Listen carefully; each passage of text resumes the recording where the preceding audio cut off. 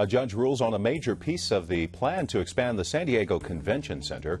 And the city's chronically homeless population gets a fresh start with the opening of a new permanent housing facility downtown. They want to take my guns and my ammo from me. What else am I supposed to do but stockpile it? This is a much different kind of approach. I've never seen people in this number come to a show like this with dollies to cart away thousands of rounds of ammunition. Record turnout at a gun show in Del Mar as activists continue their fight to ban future shows. Hi, I'm Dwayne Brown. Those stories are coming up, plus why today's earthquake has scientists talking. And if the time change disturbed your sleep, we'll tell you why you might want to head to bed a bit early tonight. KPBS Evening Edition starts now.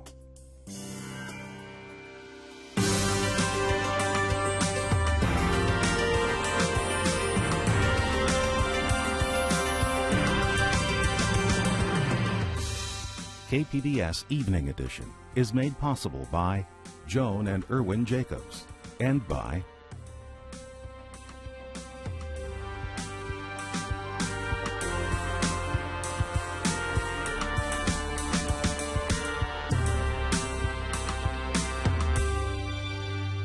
Hello and good evening. Thanks for joining us. A Superior Court ruling today clears the way for San Diego to move forward with plans to expand the downtown convention center.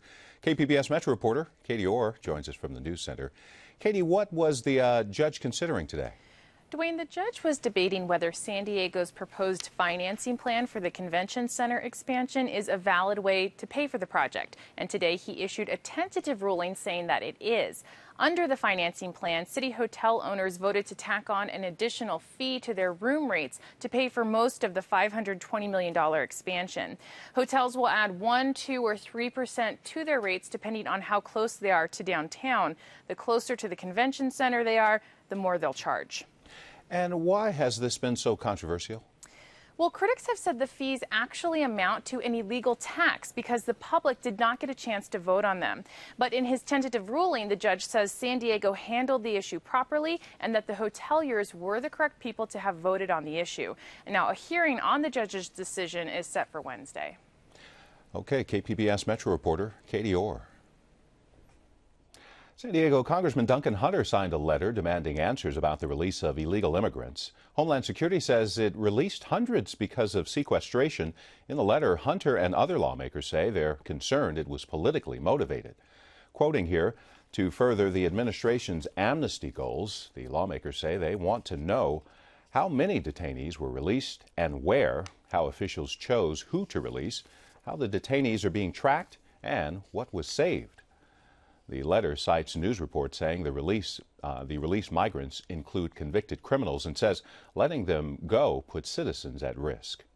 Federal officials had warned of longer waits at the border because of sequestration, but so far people who make the trip on a regular basis say the waits don't seem any worse than usual. That could change soon. Furloughs are expected to start next month for customs and border personnel. There's still no word tonight on when the Sprinter will go back into service, and the North County commute is tougher than usual this evening. The Transit District is running 2 temporary bus lines to take the place of the train. Sprinter service was halted last week after crews found the train's brakes were wearing out too quickly. A KPBS iNews source investigation has found San Diego Hospice failed to comply with a state reporting law for 2 years in a row. The hospice is required to give the information about how many patients got care for 6 months or more before they died or were discharged. The information wasn't filed in 2009 or 2010. Hospice officials say staff changes are to blame. San Diego Hospice filed for bankruptcy last month in the wake of a 2-year investigation. You can find more of our investigation on problems at San Diego Hospice online at kpbs.org/end-of-life. A 4.7 earthquake shook much of Southern California this morning. It was felt from San Diego up to San Bernardino. KPBS reporter Susan Murphy has this update. The earthquake was centered 12 miles southeast of Anza, which is in a remote mountainous area approximately 60 miles from San Diego. I spoke to Kenneth Hudnut. He's a geophysicist with the U.S. Geological Survey. He says the quake struck along the San Jacinto fault system. It's the most active fault in Southern California. It runs parallel to the San Andreas fault.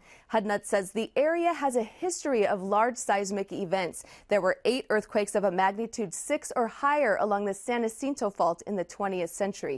Hudnut says more aftershocks can be expected, and there's a 5% chance that this was a foreshock to something larger. Scientists have warned for years that the San Jacinto and San Andreas fault zones are overdue for large quakes. The last significant quake to strike the San Jacinto was a magnitude 5.4 temblor in July of 2010. Hudnut says this morning's quake serves as a good reminder to be prepared and check your food, water, and first aid supplies. Susan Murphy, KPBS News. Now, the Geological Survey says there have been about 100 aftershocks to this morning's quake, mostly northeast of Anza and measuring less than 2.5. San Diego has finally opened its first permanent housing facility for chronically homeless people downtown. It includes a health center and dozens of supportive services, all under one roof.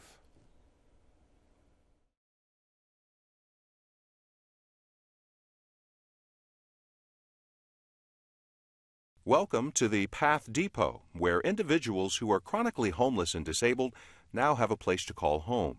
Using street outreach teams, they've already identified 300 people for housing and social services, folks with health conditions who are more vulnerable to death on the streets and frequent users of public emergency rooms.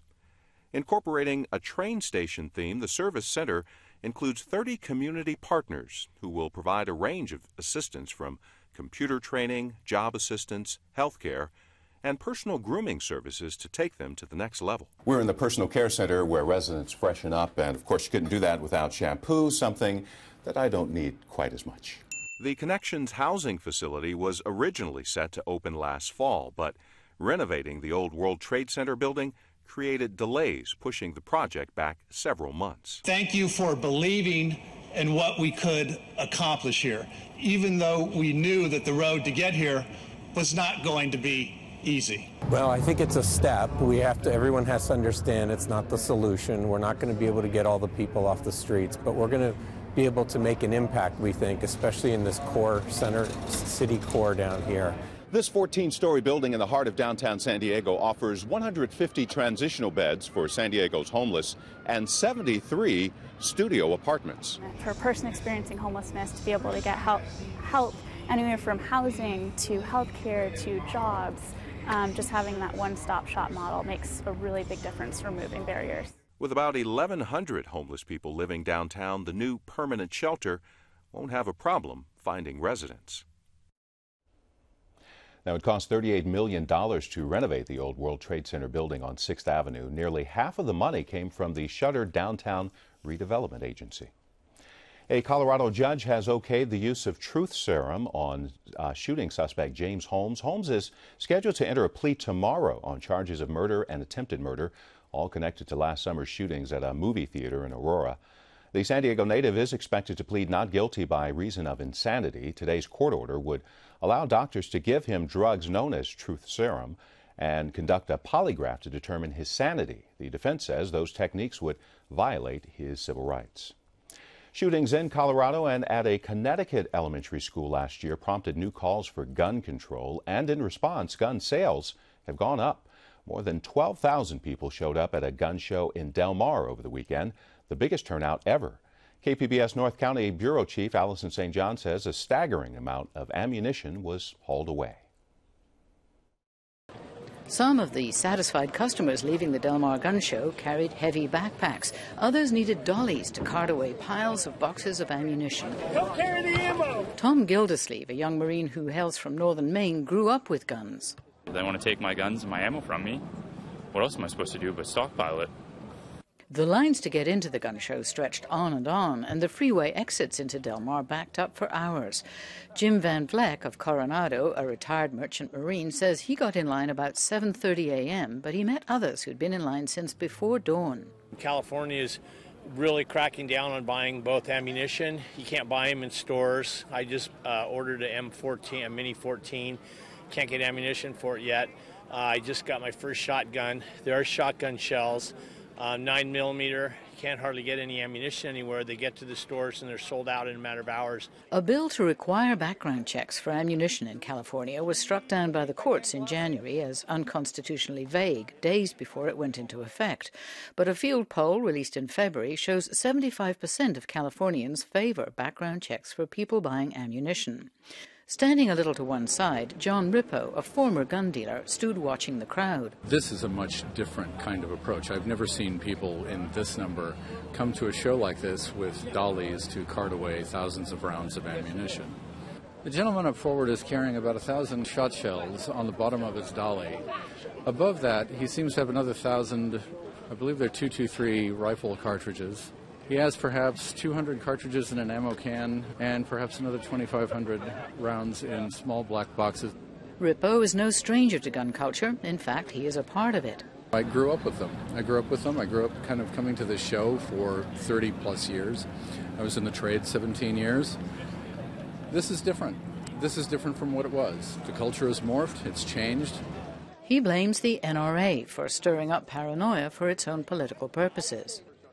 Mongering fear is a bad thing to do. And some of the people who are here today, I would argue, are victims of that fear. Near the entrance to the show, a man who would only give his name as Bill hands out lime green leaflets. They advertise build parties where people can put together their own AR-14s. And, do it themselves and, have the experience and choose the color and the forging and everything that they want. So it's like a do-it-yourself gun? Kind of. It's only 80% complete, which is what the government allows you to do. That's a short step away from skirting the law, Rippo says. If you make your own, you run the risk of severe federal penalties and state penalties if you do not register those pieces of machinery. For some, the Del Mar Gun Show is a family affair, and many stood in line with babies in strollers or held up toddlers to be admired. Bud Emerson, a founding member of the group Stop the Del Mar Gun Shows, finds this offensive. The message we send to our kids is that guns are fun. It's a show.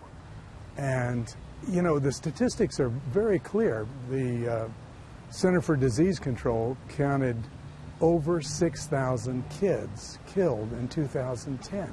That's 7 kids between 1 and 19 every single day. And the culture has got to change. Guns are not fun. They're lethal weapons. Emerson says the Del Mar Fairground is a family-focused venue. He wants the gun shows there stopped. The fair hosts 5 gun shows a year. Fair Board President Adam Day says it's not about the money, but it is about the rights. We generate roughly $300,000 a year from these 5 gun shows. Our annual budget is over $90 million.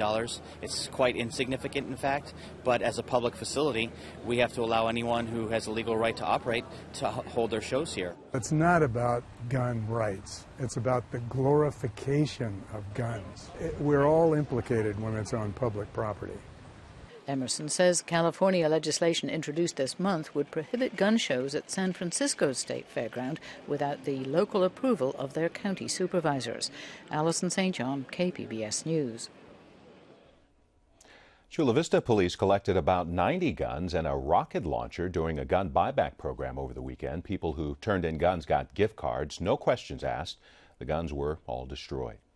And the Department of Veterans Affairs says it will not comply with the New York gun law. It requires mental health professionals to report those believed to be a danger to themselves or others. Veterans advocates say the law would keep vets from seeking counseling or medications to deal with post-traumatic stress and other issues. The New York law goes into effect this weekend.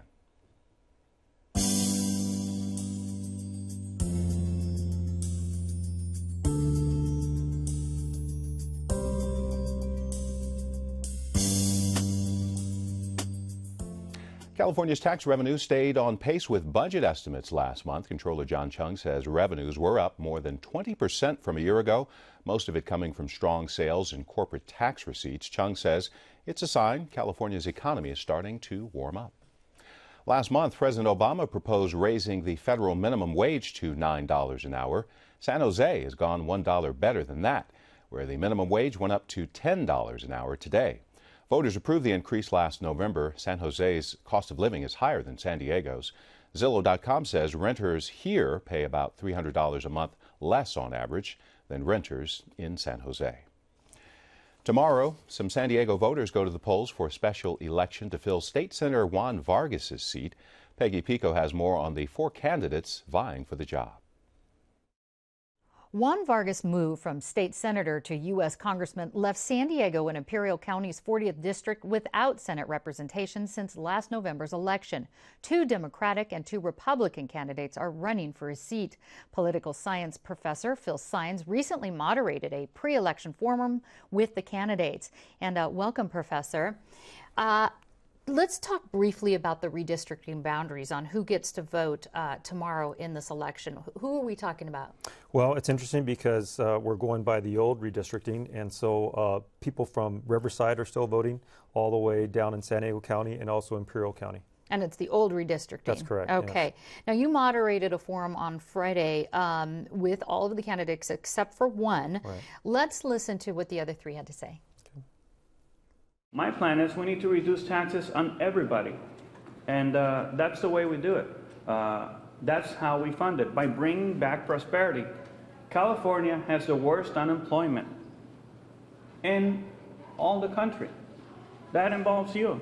When you graduate, you have 50% unemployment. We also need to invest in the poor. A child cannot learn if he goes to school hungry, if he goes to school unclothed, if he doesn't have adequate housing. All that affects the performance of a child in school, and unfortunately, you know, we're still struggling with providing for the least fortunate in our state. And young people are my #1 priority. There is a way to create the jobs for you. There is a way to decrease this interest rate and charge you 30% of the credit card. That is unbelievable that they could do something to the poor and the young. So, Phil, they identified taxes as a problem, education as a problem, especially when it comes to Imperial County. It has the highest unemployment rate in the state. Did they say anything about how they were going to create jobs? Well, I think you did hear the Republican candidate Gastalum saying that by increasing taxes, that's not the way to do it. In fact, in some of his message, he had said that jobs are being lost to Texas. Of course, we've heard about that as well. But no specific plans as far as how to create jobs other than by increasing taxes, you're not. How about with education? Because we heard a little touch on that. A child who's hungry can't learn. Was there any specifics on education? Well, they all were obviously very supportive of increasing funding in education, but you know, in order to do that, you need to have taxes. And so that was kind of perhaps where there was a misstep on part of Gastalum, in that he did not acknowledge that Prop 30 actually has helped education dramatically. Correct. Now, the 40th district runs across the California-Mexican border. Did immigration status or reform come up at all? Well, indirectly, and that the DREAM Act, I asked who supported the DREAM Act, and all 3 candidates supported the DREAM Act. And then also Ben Westwood made reference to his activities along the border in dealing with tariffs in Mexico. And Ben, I understand a lot of people, Assemblyman, he actually is considered one of the favorites. Do you know why that is? Well, obviously, he's running as a state legislator, so it's just a step up. He's got the name recognition. He's the only elected official that's running. He's ran in that district, half of that district, in the assembly seat. He's raised more money and definitely has a name recognition. So a little bit more popular, would you say? At this point, yes. Yeah, okay. What about social issues? Was that discussed at all? Women's rights, I don't know, something very specific for that demographic? Well, I use this opportunity to give them an opportunity to either say pass or against or for. And I asked about abortion, and I asked about the death penalty, and women's rights did come up. And I would say that they were pretty partisan. The Democrats are supportive pro-choice, and the Republican candidate not so. And then the glass ceiling question was asked, and Ben Westwood pointed out that obviously he supports women's rights, and he had 2 women who were part of his chief of staff. And of course, Anna Nevedic, also very supportive of women's rights as well. Okay. If no one gets 50% of the vote, which is required, they may have to have a runoff, and they will have to have a runoff in May. Do you expect that to happen? I don't expect that to happen because I think most people are predicting that Wessel will win, but it's possible. Anything's possible, especially with the low voter turnout. We don't know what demographic's going to show up. If it's a conservative, older Republican vote, then we might have a runoff. All right, political science professor Phil Sines, thanks so much for talking with us. My pleasure. I'm Ray Suarez. On the next News Hour, what happens to your Facebook page, your email, and your photos online when you die? That's Monday on the PBS News Hour. New Yorkers will still be able to buy supersized sugary drinks. A judge struck down the city's ban on containers bigger than 16 ounces. The law applied to restaurants and sports venues, but not to supermarkets or convenience stores. And the judge says that's just too many loopholes. Sleep is on most people's minds as we adjust to daylight savings time. Amita Sharma has a look at the role sleep plays in memory. Scientists are getting a better understanding of how crucial quality sleep is in forming memories. UC Riverside psychologist Sarah Mednick has made what's being called a groundbreaking discovery on this link, which has been published in the Journal of Neuroscience. She joins me now. Welcome. Hi, thanks very much. You've made a critical discovery between brain activity during sleep and memory. What did you find? Well, we knew that certain features of sleep are correlated with certain kinds of memory improvement, but what we didn't know is whether you could actually manipulate those features of sleep and see changes to memory. And what that would mean was that these sleep features were actually causally related to these memory improvement consolidation processes. So what we did is we used a very common drug, Ambien. It's a hypnotic that is one of the most common sleep drugs. And we gave it to people during daytime naps. And what we found is that their performance on a specific kind of memory improvement, memory task improved. And when we looked at what was going on in the brain during those sleep periods, we found an increase in sleep spindles. Sleep spindles are a very short little active period of sleep which occurred during non-REM sleep. And we found that the sleep spindles were increased in the group that had the Ambien, and that was also the group that had the increase in verbal memory. But there's no suggestion here for people who are having problems with their memory to go out and get a prescription to Ambien. So we're not there yet, because there's a lot of more research that needs to be done. It's not Ambien per se, but it is a possibility that we could actually start to think about how sleep could be tailored to improve certain kinds of memory deficits, because specifically older adults, people with Alzheimer's, people with dementia, these are the people that start to have exactly this kind of memory deficit. So is it possible that we could use sleep to treat these memory deficits with pharmacology or some other means is kind of the direction I think these things are going. So what's the next step in your research? Well, we're trying to understand what the mechanism is. What is it about Ambien that is better than sleep itself? And we're also trying to see, well, can we start to use this particular drug in people with these kind of memory deficits to find hopefully some sort of improvement in their memory related that would be sort of either decreasing that that downward slope of memory decreases. I want to switch gears right now to daylight savings time. We're in the second day of daylight savings, and this transition always seems to be a lot harder than when we go the other way. Is it just losing 1 hour of sleep that's so hard on the body? It's a really surprising amount, right? It's because it seems to be, on average we lose about 40 minutes of sleep, which you would think that shouldn't be that much. But the question is, it's not just the time of sleep, or the amount of sleep, it's the timing of the sleep. So we are driven by circadian rhythms which tell us when we should be awake and when we should be asleep. And there's a problem there between what our natural timing should be during the day and what our social time is. And there's a group in Germany that's called this social jet lag. The difference between what your natural internal rhythm is and what your social requirements tell you to do, what time you need to be at work, when you need to be at class, when your child is waking up. And so the discrepancy between your internal clock and your social time is called social jet lag. And when we hit daylight savings, we actually have a massive shift in our social jet lag, and which is, and a recent study looked at social jet lag and showed that it increases, that it's correlated with increases in obesity and all sorts of other health problems. So this is, I think, the reason why it's so difficult to transition. It's not just the amount of sleep, but it's the timing that we should be sleeping in. So what can people do to adjust? Well, one thing I think, one thing that I did is I just slept in today. And I know it's really difficult for a lot of people, but is there a way that they could, talk to their bosses, talk to the schools and say, we need to transition more slowly.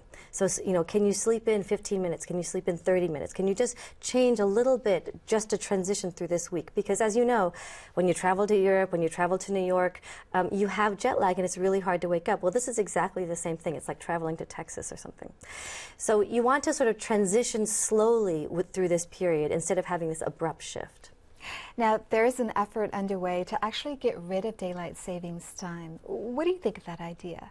I'm all for it. I actually, you know, I've been looking at the history of daylight savings, and I see that there was some economic reasons to do it. There was some reasons which we were trying to save energy. But now we've got so many different ways where we can save energy that I don't think the economic reasons really pay off for all the possible differences or decrements to our health. So I'm actually going to sign that petition that's gone to the White House. Very quickly now, what do you consider a good night's sleep? For me, the definition of a good night's sleep is when you wake up and you feel good. So that could be that you have to wake up at different times of the night. You know, so it's not about how much you sleep. It's not about when you sleep. It's what makes you feel like you've slept well. And you know, that can be any number of different things. So I don't ever think that I would never prescribe one kind of sleep for everybody. Sarah Mednick, thank you for coming in and talking to us today. Thanks very much. On the positive side, more daylight. The weather will actually be warming up over the next few days. It's going to feel like summer along the coast, getting into the upper 70s. We're looking at 80s for the inland valleys. The mountains will be getting plenty of sunshine, and the desert temperatures in the 90s by the end of the week. You can find tonight's stories and download the KPBS app all on our website, kpbs.org/evening edition. Thank you for joining us. Have a great night.